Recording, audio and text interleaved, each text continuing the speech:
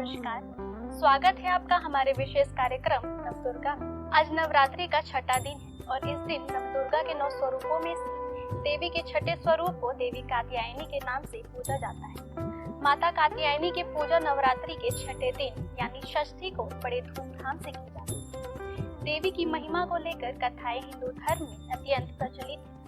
देवी के स्वरूप की महात्म्य कथा ऋषि कात्यायन से जुड़ी होने के कारण उनका नाम कात्यायनी पड़ा। वहीं देवी कात्यायनी की महिमा कथा दुराचारी महिषासुर के वध से भी जुड़ी है। आइए जानते हैं देवी कात्यायनी की महिमा की रोमहर्षक कथा।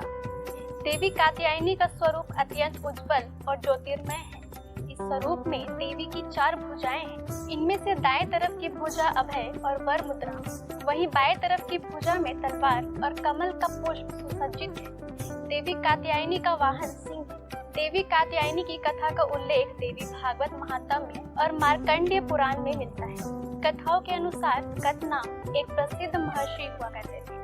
उनके पुत्र का नाम ऋषि कात्य था। आगे जाकर ऋषि कात्य के गोत्र में महर्षि कात्यायन का जन्म हुआ और ऋषि अपने तप के कारण विश्व प्रसिद्ध हुए। ऋषि कात्यायन की इच्छा थी कि देवी भगवती उनके घर पुत्री के रूप में जन्म ले, इसलिए उन्होंने कई वर्षों तक देवी भगवती की कठोर तपस्या भी की। मान्यता है कि ऋषि कात्यायन की ऐसी एक निष्ठ तपस्या से प्रसन्न होकर देवी भगवती ने तभी उनकी इच्छा का मान रखते हुए उनके घर पर जन्म लिया।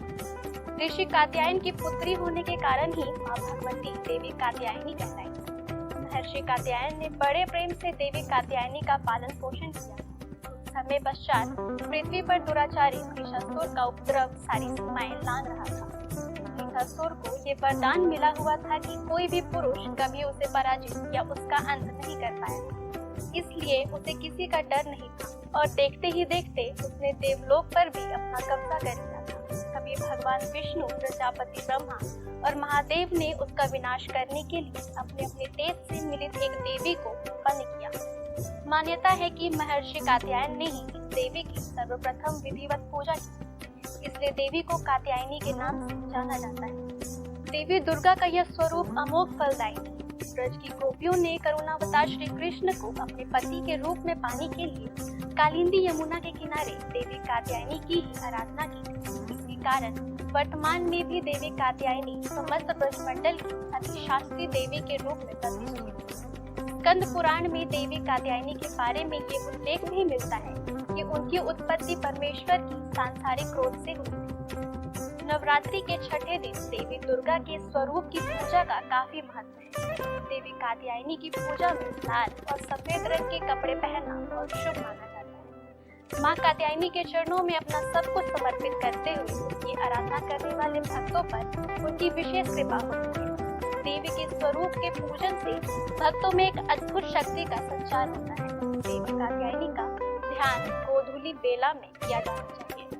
अब आपको बताते हैं देवी कात्यायनी की आराधना। ओम देवी कात्यायनी नमः, अर्थात ओमकार की जैसे निर्विकार स्वरूप वाली देवी कात्यायनी की कृपा व शुभ दृष्टि हम पर बनी रहे। हम उन्हें बारंबार नमस्कार करते हैं। देवी कात्यायनी को शहद अत्यंत प्रिय है, इसलिए नवरात्रि के छठे दिन देवी कात्यायनी की पूजा में शहद या शहद से बनी चीजों का भोग लगाना चाहिए। देवी कात्यायनी की विधिवत पूजन के पश्चात महादेव की भी पूजा करने की मान्यता है। देवी दुर्गा के कात्यायनी अवतार की कथा हमें यह सीख देती है कि अगर भक्ति और संकल्प सच्चा हो तो परम प्रकृति की कृपा सदैव बनी रहती है। इस प्रकार महर्षि कात्यायन के एक निष्ठ तपस्या से प्रसन्न होकर देवी दुर्गा ने उनकी इच्छा और तपस्या का मान रखा। ठीक उसी प्रकार मनुष्य को भी अपनी भक्ति, निष्ठा और संकल्प के पथ पर अविचल रहना चाहिए।